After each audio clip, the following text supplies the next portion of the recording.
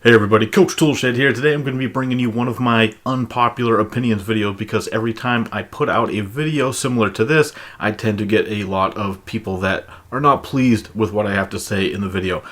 What I want to talk about today is Borderlands 3, and I don't want to discuss too much about the controversy we've seen with Randy Pitchford on Twitter. I've already covered that. I don't want to discuss anything about the game itself. What I will say right off the bat, before anything else in this video gets misconstrued, I will say right now, I think Borderlands 3 will be a good game, and I think that people that buy the game will not be displeased with their purchase.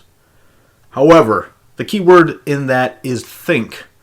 I think that it will be good based on what I'm seeing. What I'm not going to do is get myself overly excited. What I'm not going to do is go around the internet proclaiming loud and proud that the game is going to be the greatest thing of all time. Game of the year 2019. We can trust everything that Gearbox does because it's Gearbox, which is something that I've actually seen many times over just in the last couple days. Because if you don't know, Gearbox had a preview event for Borderlands 3 this past week, and after the event, a lot of different streamers and a lot of channels here on YouTube had some exclusive footage that they were able to put up on their channel and talk about with their audience and all that. And that is part of what I wanted to discuss today because the conversation has already left the train station. That's right, the hype train for Borderlands 3 is fully up and running, and you can see all over comment sections, all over social media, and here on YouTube, people are already losing their minds. And this is exactly what I want to talk about. And a lot of you have heard me cover this topic with other games before, but as always, I would advise people to not let the hype train run away with you, because there is a lot of talk going on. I've already had some arguments with a few people in different comment sections because people are already arguing that this is going to be the greatest game of the year. There is no doubt. I've seen people, like I said, tell me outright that they fully trust Gearbox because they have a great track record. And now I've heard this argument before last year with Fallout 76 and Bethesda. I heard this earlier in this year with BioWare and Anthem. And now I'm hearing the exact same argument here with Gearbox and Borderlands 3. Now again, let me reiterate. I think Borderlands 3 will be a good game. I don't think it will be as bad as Anthem and Fallout 76.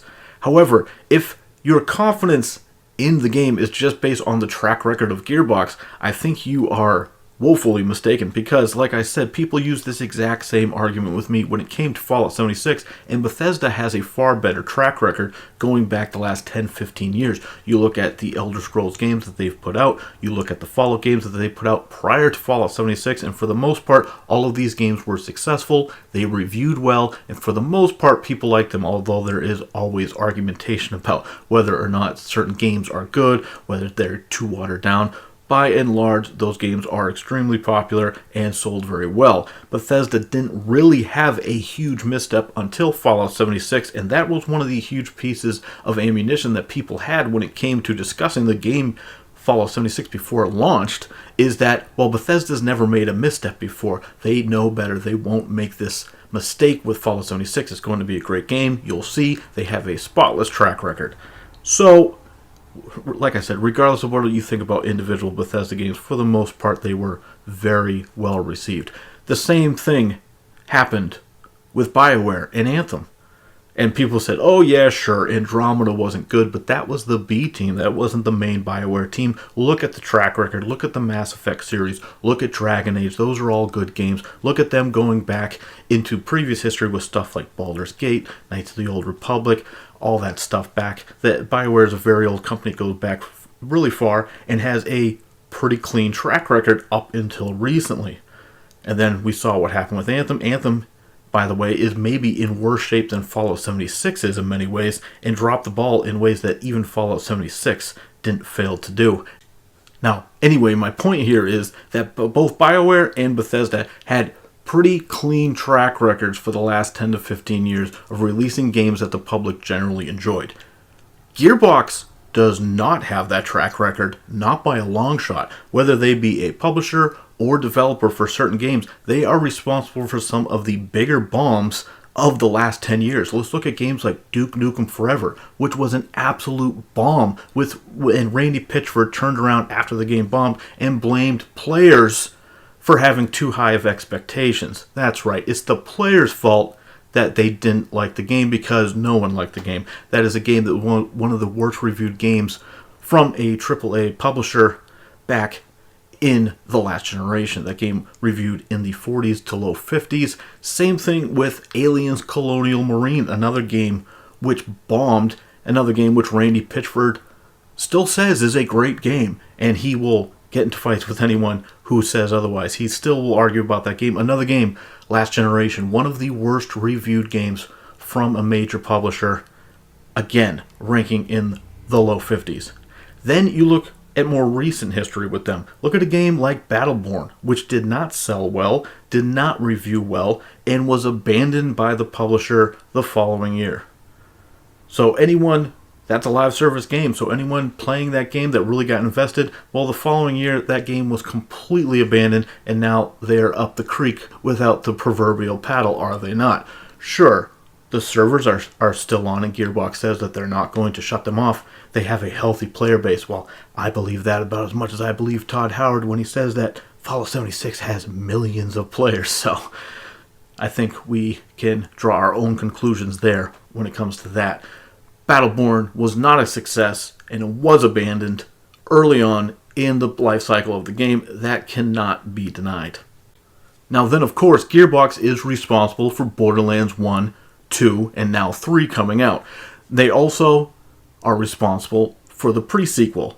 Now, I know that 2K Australia actually made the game, but it was published by Gearbox. This is a similar situation to when Bethesda farmed out Obsidian to make New Vegas. They took the IP, brought it to another studio.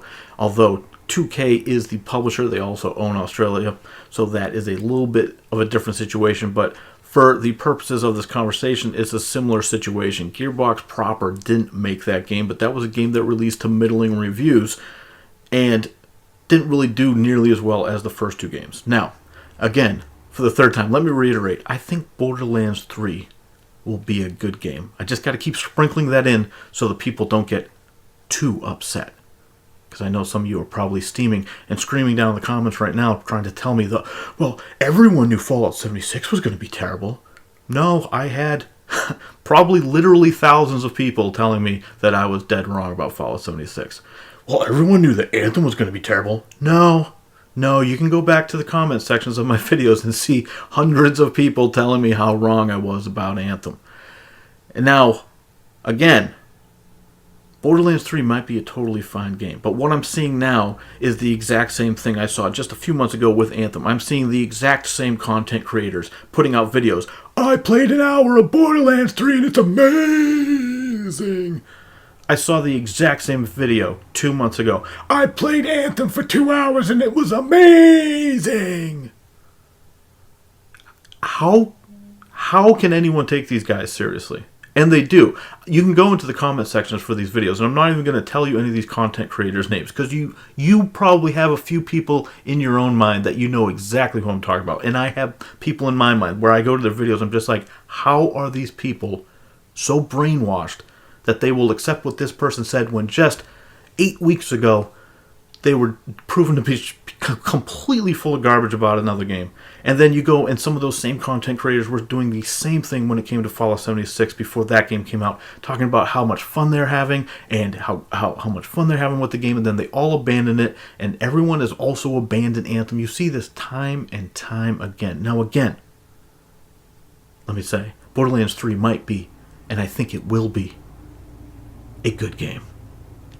Which brings me back to the exclusive footage that a lot of these channels have because of the preview event that they recently went to. And they were able to capture this exclusive footage, bring it back to their player base, and get their viewership all happy, all hyped up, and all ready to pre-order this game. Now, let me bring this back to a conversation I had about the Epic Store last week, because a lot of these channels will be PC players, and they'll be pushing people to go to the Epic Game Store. Let me just remind people once again, if you see a content creator giving you a code to use on the Epic Store, he is being paid directly on a commission type basis by the Epic Store to move traffic and to promote sales on that game.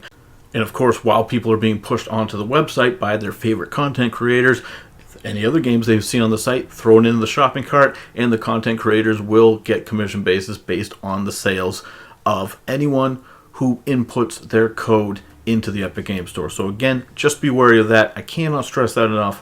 When you see people pushing people to the Epic Game Store, hyping up games that are exclusive on that platform, just take it with a little bit of skepticism. Now again, I think Borderlands 3 will be a good game.